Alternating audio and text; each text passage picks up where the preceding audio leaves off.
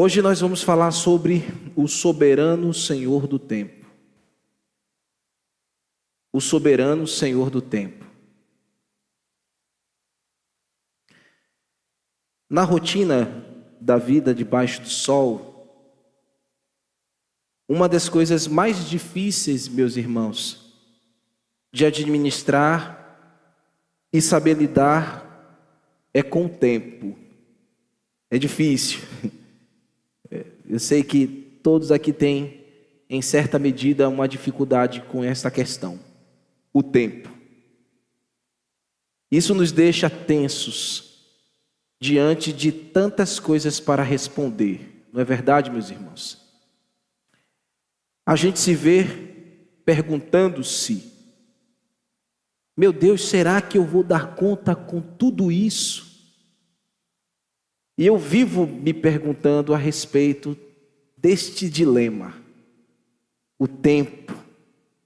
Será que eu vou conseguir responder tantas coisas, tantas demandas? Tem horas que eu sufoco. Você também. Você também se vive perguntando a respeito deste fato. Eu e você vamos caminhando a nossa vida procurando remir o tempo. Porque é isso que a palavra de Deus nos diz. Precisamos aprender a remir o tempo. O perfeccionista que está aqui e me ouve esta manhã, que tenta levar a vida como um reloginho, pontual, de maneira crucial, aquela pontualidade britânica, certamente falhará em dado momento.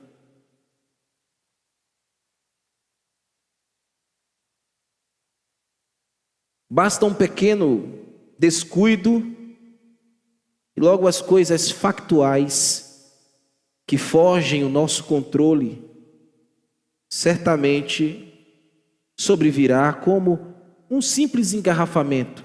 Você marca um horário para chegar na consulta médica. Você está programado para chegar lá naquele exato ponto, mas um engarrafamento.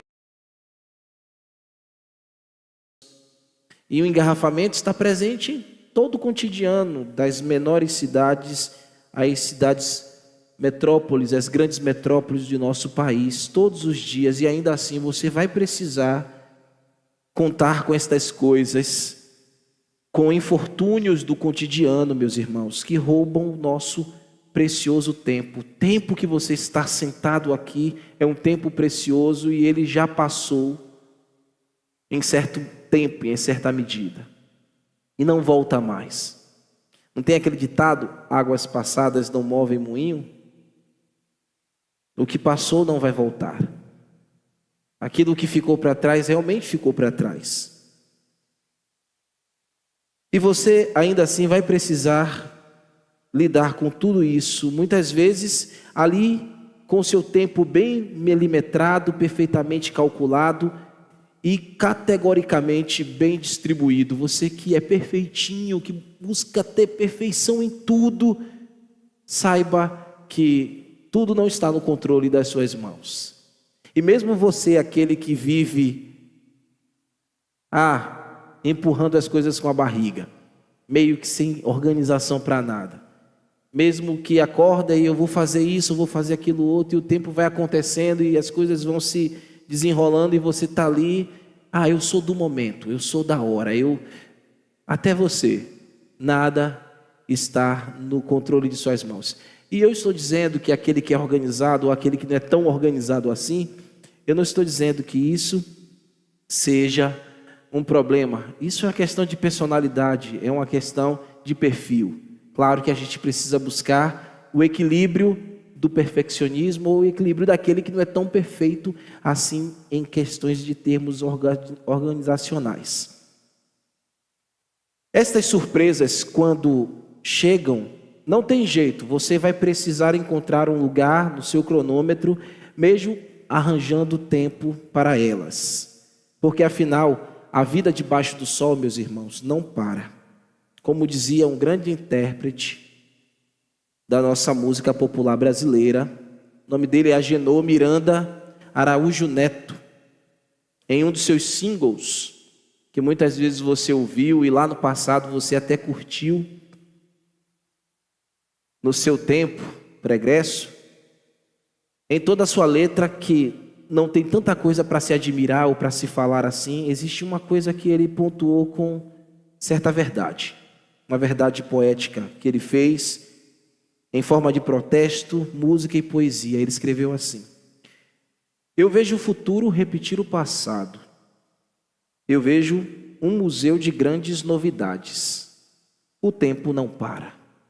É verdade, as coisas se repetem, a gente já viu isso aqui em Eclesiastes. No entanto, nós sabemos que este homem, apesar de ter dito algo tão veraz no tempo em que nós vivemos, neste single, o tempo não para, este homem não aproveitou o tempo que ele teve debaixo do sol. Ele teve todo o tempo que ele precisou para render-se a Cristo, mas endureceu o seu coração. Cazuza endureceu o seu coração enganoso e realmente o tempo não parou para ele.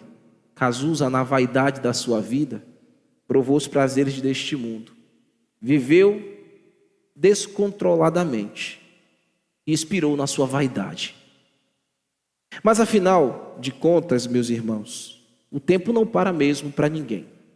Não parou para ele, não para mim, não para você. E nós estamos aqui aprendendo a ter que lidar com o tempo. Eclesiastes vai nos chamar para olhar para aquele que está acima do tempo. E para você não ficar apenas na reflexão de Cazuza e até me censurar porque eu fiz isso, eu tenho aqui uma linha de raciocínio que eu trouxe, muito bem esclarecida, de um grande pregador, homem de Deus no passado, século 4, 5, ele foi escritor, filósofo e bispo de Hipona. Seu nome era Agostinho, o Santo Agostinho. Veja o que ele fala em relação a tempo, a Deus e o tempo. Agostinho analisa as frases do tempo, as fases do tempo, passado, presente e futuro, e conclui que a criação não havia, antes da criação não havia tempo. Antes da criação não havia tempo. O que havia? Agostinho diz: somente um Deus eterno e estável. Antes do tempo nascer para os homens, antes da criação existir, Deus é de eternidade em eternidade. Ele governa o tempo e ele governa todas as coisas. Agostinho percebe que o tempo, ou seja, a concepção que abarca o homem, a mim, a você, a partir da criação, o pensador Agostinho analisa que o tempo é algo finito, onde acontece a sucessão dos anos, os dias, as horas, que envolve o homem nas suas noções presente, passado e futuro. O tempo se identifica com o que é temporário e o que é transitório. Nós nos identificamos dentro do tempo com tudo o que é temporário e com tudo o que é transitório. E o tempo se identifica nesses aspectos, de tal maneira que ele é característico. Deus está acima do sol, do tempo, e acima do tempo, ele criou o tempo para a sua satisfação. O pregador esta manhã nos fará olhar para Deus e refletir a sua atemporalidade. Deus está acima do tempo, ele é atemporal. E fará com que os seres finitos, em sua transitoriedade, e tudo que foi criado replique também na sua vida cotidiana aquilo que Deus deseja que eles assim o façam. Vamos ficar de pé para ler Eclesiastes capítulo 3, versículo 1 a versículo 8. É talvez o texto de Eclesiastes mais conhecido e mais citado entre as pessoas, até mesmo aqueles que não têm tanta intimidade assim com o texto bíblico.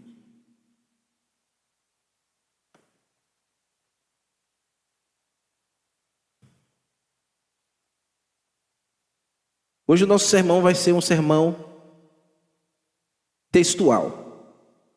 Vou ler o texto e, dentro da ideia geral do texto, apresentar alguns conselhos para os irmãos. Primeiro versículo do capítulo 3. Tudo tem o seu tempo determinado. Há tempo para todo propósito debaixo do céu. Há um tempo de nascer e há tempo de morrer. Tempo de plantar e tempo de arrancar o que se plantou. Tempo de matar e tempo de curar. Tempo de derribar e tempo de edificar. Tempo de chorar e tempo de rir. Tempo de plantear e tempo de saltar de alegria. Tempo de espalhar pedras e tempo de ajuntar pedras. Tempo de abraçar e tempo de afastar-se de abraçar. Tempo de buscar e tempo de perder. Tempo de guardar e tempo de deitar fora. Tempo de rasgar e tempo de coser. Tempo de estar calado, tempo de falar, tempo de amar, tempo de aborrecer, tempo de guerra e tempo de paz. Há tempo para todas as coisas, meus irmãos, debaixo do sol. Há tempo para todas as nossas demandas, debaixo dessa vida, debaixo do sol. Senhor, nós estamos na tua casa para ouvir a tua palavra, nos alimentarmos dela. Peço a ti, Senhor, que use a porção das Escrituras para o nosso alimento hoje, e a mim, Senhor, teu servo, para ser o comunicador da tua palavra com extremo temor. Peço ao Senhor, meu Deus, que use-me na minha insignificância, no tempo de hoje, para o teu nome ser glorificado, sairmos daqui instruídos. No nome de Cristo rogamos. Amém. Podeis sentar, irmãos.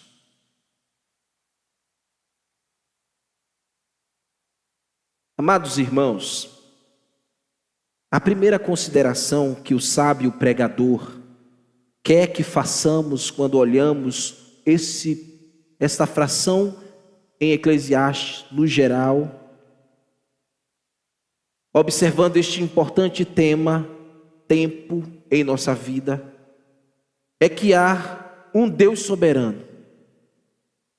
Você precisa olhar o tempo sabendo que há um Deus soberano e que em sua inexorável, ou seja, de maneira inflexível, Ele é soberano. Em sua inexorável sabedoria, Ele ordena todas as coisas. Todas as coisas debaixo deste tempo são ordenadas pela soberania de Deus. E nós vamos caminhar muito sobre essa compreensão aqui. O verso 1 ele diz assim: tudo tem o seu tempo determinado. Pare e pense e considere. Tudo, absolutamente tudo, tem o seu tempo determinado. Tudo o que acontece na sua vida tem a mão e a vontade de Deus, que é soberano, porque Ele é o Senhor do tempo.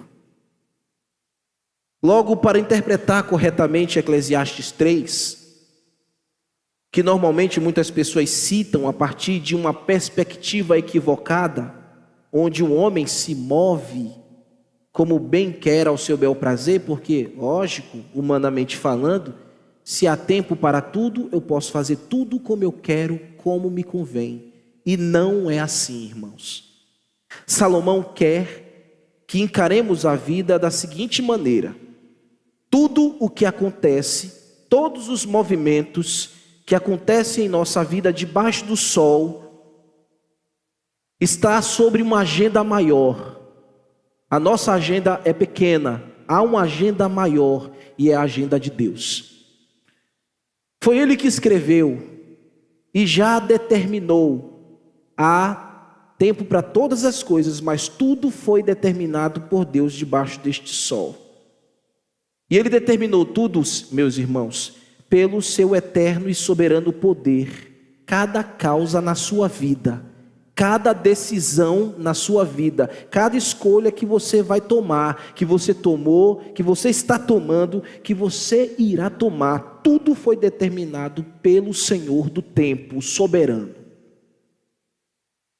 Não pense que na vida, as escolhas que você tomou e as decisões que você fez a respeito, exemplo, carreira profissional, seguir pessoas, escolher com quem você irá casar ou iria casar, o lugar onde você escolheu para viver, construir sua família, a igreja que você escolheu para congregar, mesmo a roupa que você escolheu no guarda-roupas para você usar. Cada movimento na sua vida, meu irmão, cada fração de segundo na sua vida tem a mão de Deus e a sua soberania regendo todas as coisas. Amém? Então isso também para nós, irmãos, nos descansa a alma. Desde as coisas minuciosas às coisas mais complexas, tudo está debaixo da soberania de Deus. E Eclesiastes quer que a gente veja assim no tempo debaixo do sol. O marido que Deus te deu foi a vontade que ele teve para você, soberana. A esposa que você tem, a vontade soberana. A profissão que você escolheu a seguir é a vontade soberana de Deus. E Ele é quem dirige as vidas debaixo do tempo. Ele conhece o passado, presente e futuro, cada momento, porque Ele determinou cada instante assim como deveria ser. Evidentemente, quando paramos para ver essa verdade bíblica, isso não exclui de maneira nenhuma as nossas responsabilidades nas escolhas que fazemos, imergidas na soberania de Deus.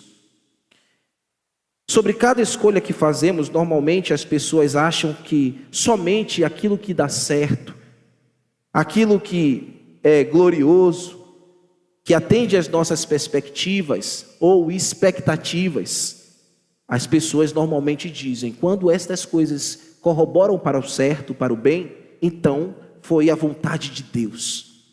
Deus quis que fosse assim. É a bênção de Deus. E as escolhas infelizes que fazemos, e as coisas que não deram muito certo, que não prosperaram, geralmente as pessoas dizem, não foi de Deus, não era a vontade de Deus. E isso também não é verdade, irmãos. Tantos os acertos como os seus erros estão dirigidos pela soberania de Deus, e você é responsável pelos seus acertos e responsável pelos seus erros. Eu costumo sempre dizer isso aqui. Talvez você escolheu uma profissão, Deus estava dirigindo você nisso, e aí de uma certa maneira você se desencantou com ela, e aí você agora quer partir para uma outra profissão. E nesse inteirinho você se frustra porque você descobre que essa nova atividade também não lhe trouxe prazer, não lhe trouxe rendimento. E aí você diz, oh meu Deus, porque eu abandonei aquele primeiro momento que me dava tantas respostas e agora eu errei, não era a tua vontade. Era, irmão, você agora vai ser mais maduro, você agora vai crescer, você vai aprender com este erro. Era a vontade de Deus que você conhecesse isso, para o seu crescimento. Ah, eu quero morar em uma outra cidade, em um outro país. E aí você sai com a sua família, sai com tudo e vai viver um outro tempo em outro lugar. Quero viver um novo tempo na minha vida em um outro lugar. Chega lá, não dá tão certo, quebra a cara, se frustra, nada concorre para o que você queria. E aí você diz, não era a vontade de Deus. Era, Deus dirigiu todas as coisas. Lá você vai crescer, lá você vai aprender. E se tiver que voltar, vai voltar mais maduro, mais experimentado e conhecendo mais a soberania de Deus e a sua vontade. E mesmo nessas coisas, meus irmãos, nós vemos também a providência. E sabe o que Eclesiastes quer que você faça, olhando estas coisas na vida debaixo do sol, no tempo em que você vive? Que você tenha esse discurso, mesmo em dias de alegria ou de hostilidade. O seu discurso deve ser, graças a Deus pela soberania e providência divina. Quando você olhar para cada ponto da sua vida, você tem que dizer isso. Obrigado, Senhor, porque pela tua soberania, o Senhor tem dirigido a minha história. E ele diz também, ainda no verso 1, Há tempo para todo propósito debaixo do céu. Tudo que vivemos, cada ocasião, as nossas vidas, vem em torno da vontade de Deus. E tudo de maneira perfeita e bem adequada. As coisas chegam no tempo certo, na vontade de Deus. Deus é soberano e não deixa que nada nos sobrevenha fora do tempo. Deus é um Deus organizado, então tudo de Deus vem para a sua vida e para a minha vida dentro de um tempo, ou seja, há tempo para tudo, para todo propósito debaixo do céu. Irmãos, esta é a interpretação correta da vida debaixo do sol. Quando vivemos de maneira que procuramos viver a sabedoria neste tempo, em que o ensino de Eclesiastes nos mostra a realidade da vida debaixo do sol, isso se converte para nós como grande libertação e também como grande consolo. Saber que a sua vida está sendo orquestrada por Deus, o Deus que é infinito, infinitamente sábio, infinitamente perfeito, bom em todos os seus caminhos.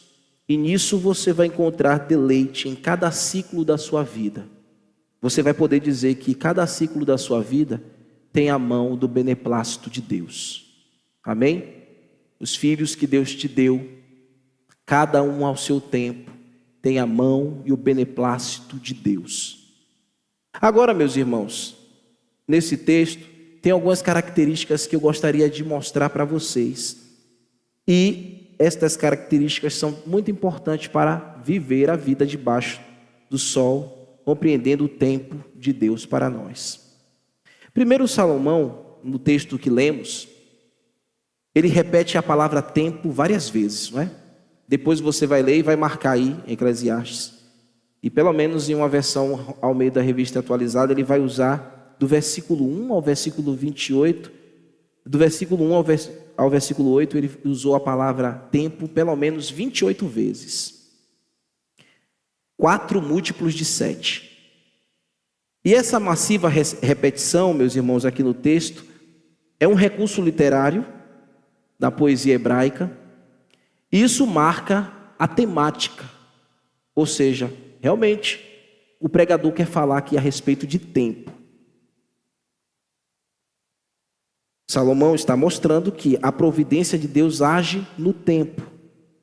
E o pregador também escolheu arrumar ou estruturar esta porção do verso 2 ao verso 8 de maneira dual.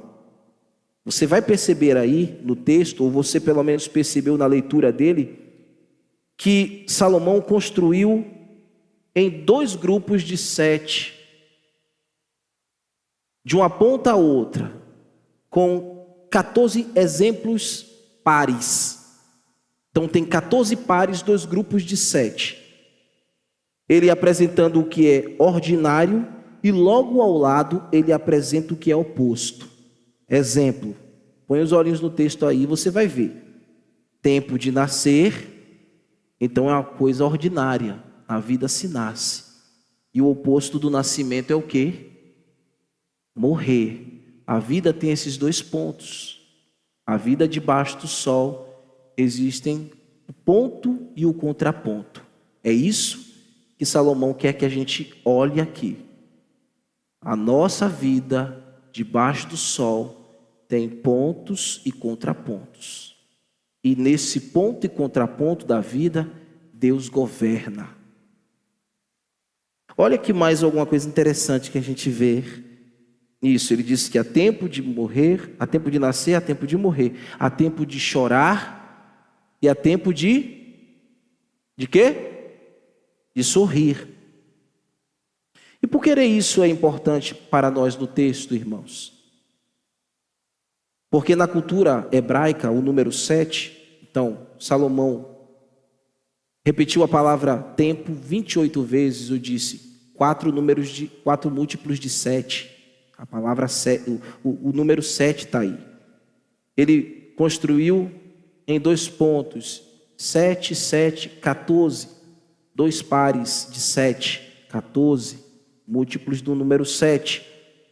7 na Bíblia significa, ou na cultura hebraica, significa perfeição, plenitude, completude. Comunica o ciclo completo. Lembre-se da criação. Deus criou o mundo em quantos dias? E descansou no sétimo dia. Ele criou o mundo em 6 dias e no sétimo ele descansou da sua obra perfeita criada. Salomão está dizendo que a nossa vida, dirigida pelo soberano Deus debaixo do sol, Deus a enxerga cada vida aqui em sua totalidade. Então Deus vê a sua vida de ponta a ponta em sua totalidade. Mesmo que para você não tenha completado a sua vida ainda, Deus, quando olha para mim e para você, vê a nossa vida completa. Passado, presente e futuro. Para Deus a nossa vida está pronta, toda prontinha diante dos seus olhos. Nós não possuímos esse poder, irmãos. Nós não possuímos essas categorias, porque nós não estamos acima do tempo nem acima do sol. Mas o nosso Deus está em cada ponto, de um lado a outro, Ele está cuidando soberanamente da nossa história. Então você pode ter também esse descanso e essa reflexão. A minha vida, de ponta a ponta, está sendo cuidada e orquestrada por Deus. Quando as horas difíceis chegar na sua vida, você tem que viver esse tempo e esse momento com esse sentimento. Mas uma outra coisa também nessa arrumação, do verso 2 ao verso 8, que nós vemos aqui é um outro recurso literário. Tem várias repetições aqui do tempo, e ele dizendo de ponto a ponto. Este ponto a ponto, ou estes polos que eu estou mencionando aqui, na literatura, isso é representado com uma figura de linguagem chamada merisma. E essa figura de linguagem representa da seguinte forma: o autor está colocando um ponto em um polo e um outro ponto em outro polo, evidentemente. Mas de um ponto para o outro existe um interim, um intervalo. Ou seja, a sua vida não é só o polo A e o polo B. A sua vida é polo A, polo B e tudo que acontece ali. Ou seja, tudo que acontece nesse intervalo da sua vida também está sob o controle de Deus. A sua vida toda está sendo dirigida e controlada por Deus e não por você mesma ou mesmo. Salomão então está comunicando isso. Nada foge do controle soberano de Deus nesta vida natural cotidiana. E precisamos reaprender a viver, meus irmãos. E reaprender a viver com sabedoria. Não andarmos de maneira truculenta, nem se questionando nesses intervalos da nossa vida. E nem tentando fugir, ou tentando assumir o controle, como se achamos que somos pequenos soberanos. O controle é absolutamente de Deus. Deus está regendo a história e o tempo. O sábio pregador está dizendo: Deus decreta todas as coisas e no seu eterno plano nada foge da sua perfeita vontade e excelso poder. Agora isso levanta um outro pensamento. Geralmente as pessoas dizem: se Deus é soberano, se Ele controla e governa todas as coisas na vida, se tudo é regido pela sua vontade soberana, boa, perfeita e agradável, por que então que vem as calamidades? Por que que aconteceu o tsunami lá na Indonésia? E tantas centenas de vidas e milhares de vidas se perderam? Por que que aconteceu as torres gêmeas? Por que que aqueles aviões ali bateram naquelas torres e desmontou tudo aquilo ali? Deus não é bom? Ele não dirige tudo? Cada ponto, pastor, da vida, de um lado e outro? Por que que aconteceu a bomba atômica? Por que que acontecem os desastres aéreos? Por que que a gente vê inúmeras atrocidades neste mundo acontecendo? A prática perniciosa dos pecadores. Por que aconteceu o holocausto? Estas perguntas vêm, meus irmãos, de certa medida no nosso coração, sobe ao coração dos homens nesta vida debaixo do sol. Mas, de alguma maneira, você precisa crer que todas estas coisas cumprem o propósito e os desígnios de Deus. Se um avião caiu, a soberania de Deus está neste aspecto também, e isso cumpre o seu propósito. O Holocausto, 6 milhões de judeus mortos, isso cumpre o seu propósito. A vida não sai do controle quando estas coisas de Deus, quando estas coisas se apresentam para a história da humanidade. O homem mau, do alto do seu coração, meu irmão, ele vai prestar contas ao seu Criador, do alto do corrupto coração que ele tem, ele vai prestar contas a Deus. Então o homem mau, ele vive essa vida, realiza as suas decisões, mas ele vai prestar conta a cada um ato que ele faz, porque Deus vai lhe cobrar. Cada indivíduo inteiramente é responsável por cada ato que ele faz nesta vida. E Deus, neste tempo que vivemos, continua se mostrando bom, justo, perfeito e verdadeiro. O pregador nos ensina também, a partir destes versos, que em tempos da nossa vida, devemos saber lidar com as consequências oriundas do pecado. O pecado original. A gente vê aqui alguns pontos que ele fala. Tempo de matar, tempo de viver. Então a gente precisa saber lidar também com este dilema do pecado. O que Salomão está querendo fazer aqui, meus irmãos, neste texto, não é defender a Deus com relação ao dilema do mal. Se foi Deus que criou o mal, se foi Deus que criou o pecado. Você sabe que tudo que Deus criou foi o quê? Foi o quê?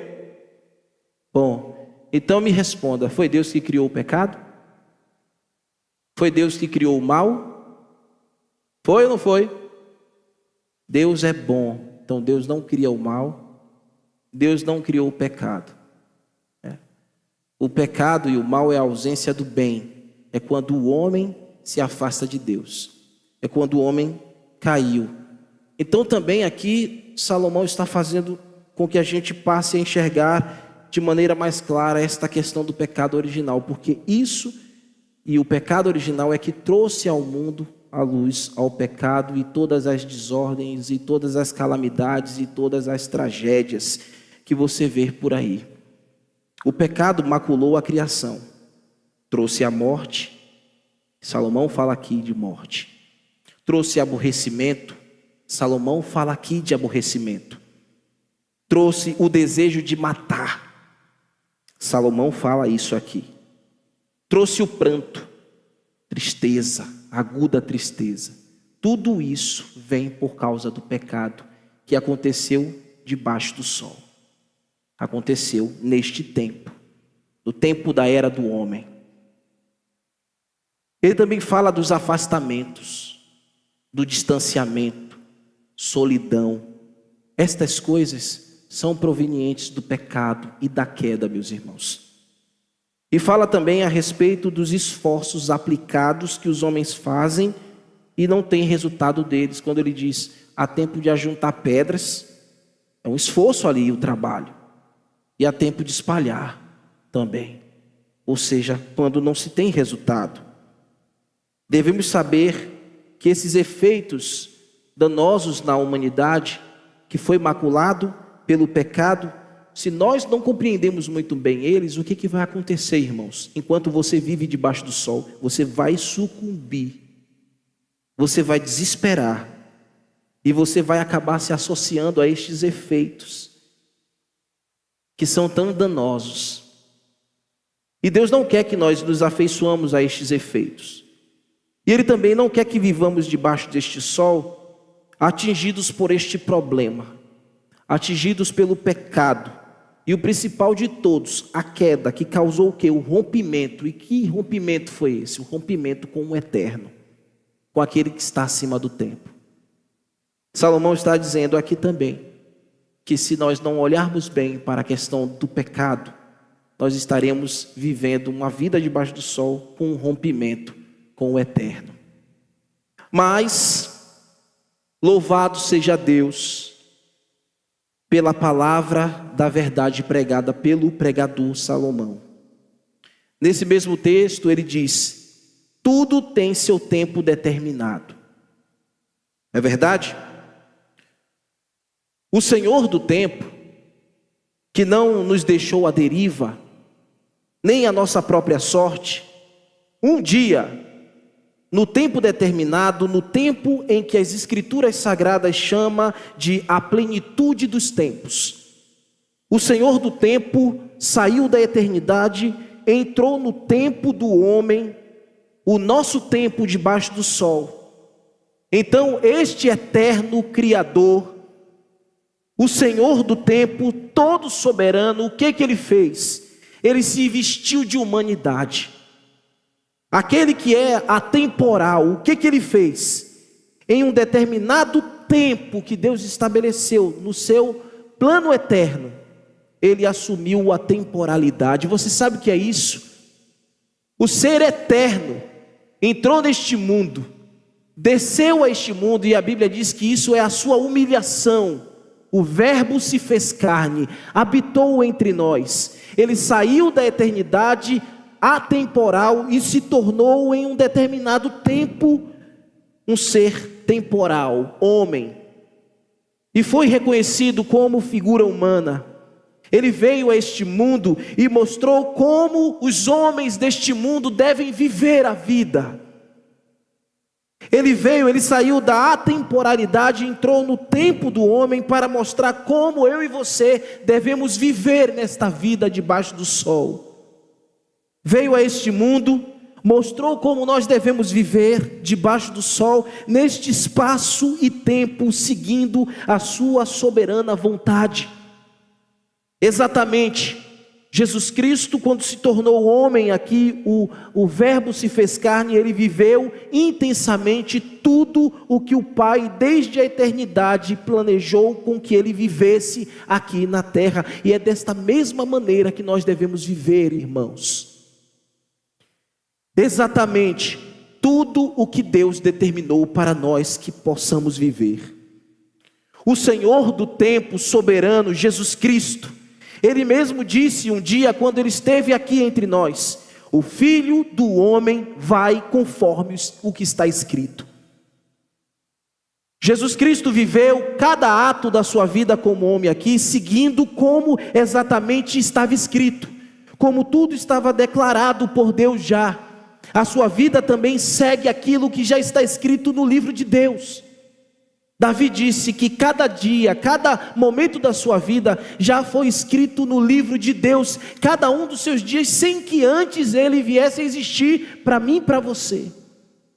Esta é a agenda de Deus, é a agenda perfeita. A sua vida segue a perfeição daquilo que Deus escreveu.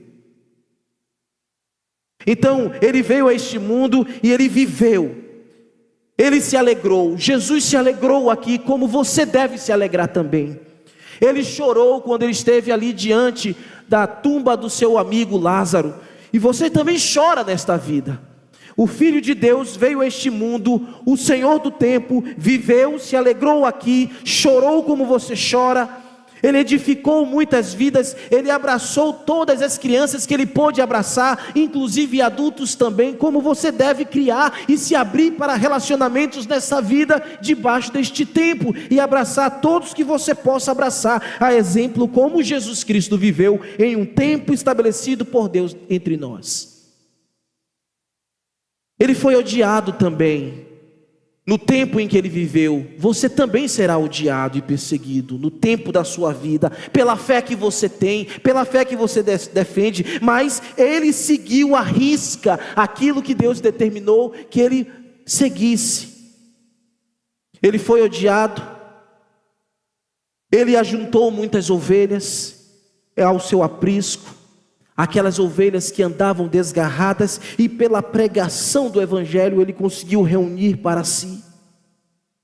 Ele falou, ele ensinou, ou seja, houve tempo de Cristo falar. E quando ele falou entre nós como homem, ele falou para a vida, e as pessoas diziam: ninguém falou como este homem.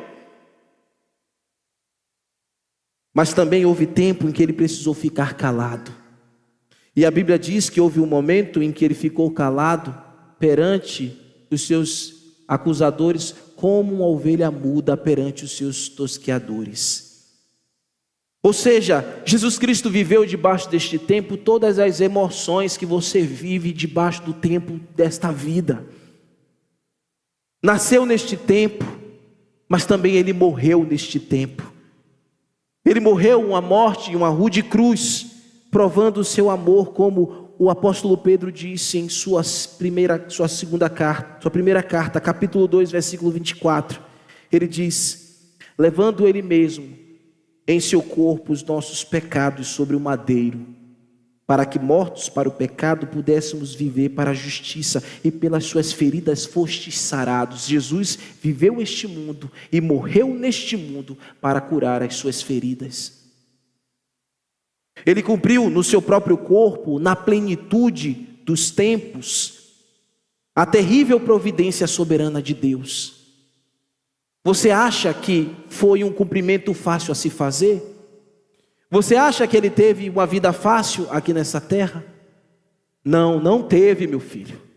Não teve, meu irmão. Mas ele cumpriu a providência de Deus. A terrível providência de Deus na cruz em seu Filho foi para a vida de todo aquele que crer debaixo do céu possa receber vida eterna. Então, há terríveis providências na sua vida para você viver também. E nenhuma delas se compara à cruz. A cruz foi a mais pesada, porque nela está contido todos os nossos pecados, todas as nossas escolhas, aquelas escolhas perniciosas que nós fizemos. Mas o Filho de Deus veio a este mundo, entrou neste tempo, abaixo do sol, abaixo do céu, para estar conosco e para nos mostrar como devemos viver. Existe um outro texto também que o apóstolo Pedro fala, lá em Atos, capítulo 2, ele diz assim, verso 22: varões israelitas, atendei estas palavras. Jesus, o Nazareno, varão aprovado por Deus, diante de todos os seus milagres e prodígios e sinais, os quais o próprio Deus realizou por intermédio dele entre vós, como vós mesmos sabeis. Jesus viveu e realizou estes sinais, sendo entregue pelo seu determinado desígnio e presciência de Deus. Vós o matastes, crucificando-o pelas mãos iníquos, o qual, porém, Deus o ressuscitou, rompendo os agrilhões da morte, porque não era possível por ela fosse retida. Ou seja, o nosso Senhor que viveu aqui e que morreu, nesse texto nós vemos a soberania de Deus de levar o seu Filho em uma terrível providência para a cruz, mas também a gente vê aqui a responsabilidade dos homens. Era o plano de Deus que o seu Filho morresse na cruz para salvar pecadores como eu e você, mas Deus usou pela sua providência homens maus para cumprirem o seu propósito. Tudo na vida está sendo orquestrada pela soberania de Deus, sejam as coisas boas ou sejam as coisas ruins que acontecem. Cristo viveu intensamente, viva intensamente cada momento da sua vida. Ele nos deixou o seu exemplo, padrão de vida debaixo do sol a se seguir. Então, quando você estiver diante de seus grandes desafios debaixo do tempo, quando você estiver sufocando, dizendo, será que vai dar tempo? Será que eu vou conseguir? Será que eu vou fazer? Lembre-se do autor da vida, lembre-se do Senhor do tempo, que aqui viveu, que um dia vestiu a sua pele e passou isso aí que você está passando. Lembre-se de Jesus e nunca pense que nada da sua vida acontece por um acaso, por uma falha do acaso.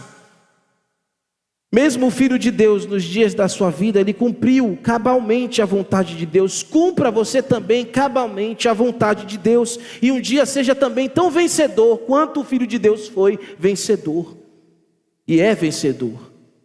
Jesus venceu a morte, ressuscitou, ele está entronizado nas alturas, o Senhor do tempo está no seu lugar, todo poderoso, glorioso, ele é o Pai da eternidade. E em seu nome, você pode encontrar poder para aprender a remir o seu tempo e glorificar a Deus no tempo de vida que Ele te deu para que você possa viver. E no final você possa ser considerado e ser chamado e achado como vencedor, assim como o seu Senhor. Meu irmão, um dia, o tempo vai passar. Um dia, esse tempo que você conhece vai terminar. E ele vai terminar naquilo que a escatologia chama de a consumação dos séculos, a consumação dos tempos. Um dia, e esse dia já determinado por Deus, se findará. E tudo isso que nós conhecemos e que nos aborrecemos muitas vezes, não haverá mais. Não haverá mais passado, não haverá mais presente e nem haverá mais futuro. Porque aquele que está acima do sol, que é o Senhor do tempo, Ele vai pôr fim a todas estas coisas. E o Senhor do tempo irá galardoar aqueles que creem com os tempos eternos. Amém? Você se vê assim? Um dia você não vai mais precisar viver preocupado com o tempo, com acertar, com fazer escolhas certas. Vai chegar o dia que você não vai mais precisar ficar marcando a hora. Vai chegar o dia em que você não vai mais ficar pensando, eu tenho que fazer isso agora de manhã porque de noite eu tenho outra. Não haverá mais isso. Vai chegar o dia em que nós iremos nos deleitar eternamente no eterno. Essa esperança a gente deve viver debaixo do sol. É nessa esperança que nós vivemos remindo o tempo, sabendo que muitas vezes este tempo que nos sufoca um dia será extinto. E neste dia em que ele será extinto, nós estaremos glorificados com Deus, com o Senhor do tempo, andando ao lado do Senhor do tempo, do Senhor eterno, andando em eternidade com Deus. Talvez as coisas boas que você vive aqui nesta vida, neste tempo debaixo do sol, você muitas vezes diz, ou já disse, meu Deus, quem dera isso nunca passasse. Quem dera essas coisas boas da vida ficasse para sempre enquanto eu viver. Talvez você olhe para trás, para o seu tempo, para o passado, para as coisas boas que você viveu na infância, na sua adolescência, na sua juventude, e você diz, como eu gostaria de voltar a esses dias. Não vai voltar, meu irmão, mas se firme na esperança de um dia ainda muito maior do que este que você viveu. É o dia eterno, o dia em que você viverá eternamente com Deus. E que neste dia eterno e neste lugar eterno, nada do que você já viu com os seus próprios olhos, nada do que o seu coração pensou, nada do que subiu à sua mente se comparam com toda a glória que você viverá para a eternidade acima do céu com Deus. Eu espero por esse dia, glorioso dia, meus irmãos. E nesse tempo em que eu vivo esperando por esse dia, nos dilemas e nos meus embates, que são os mesmos que os seus, eu não posso perder essa esperança e nem perder esta fé, de que aquele que é eterno, já criou esse dia, tempo de eternidade, para que eu adentre a eternidade e o conheça face a face eternamente. Assim também você viverá. Adentraremos, irmãos. Ele vai fazer uma obra em nossos corpos mortais, e há de transformar o que é perecível naquilo que não perecerá. Possuiremos um corpo fora do tempo, que não haverão mais necessidades. Pense, você não precisará mais dormir, você não precisará mais descansar, você não terá mais fardos, estas coisas que te cansam, que afetam a sua mente debaixo deste tempo, no dia eterno, são passados que não voltarão mais. Essa esperança que eu convido a vocês a renovarem o coração nesta manhã, é na esperança do ato do Filho de Deus. E ele disse, eu faço novo todas as coisas. E Ele fará novo a tua vida e o teu corpo. Ele fará novos céus e nova terra. Ele estabelecerá o estado eterno. E neste nós viveremos para sempre, para sempre, para a eternidade. Amém, meus irmãos? Vamos viver a vida debaixo do sol, cultivando essa esperança. Vamos ficar de pé?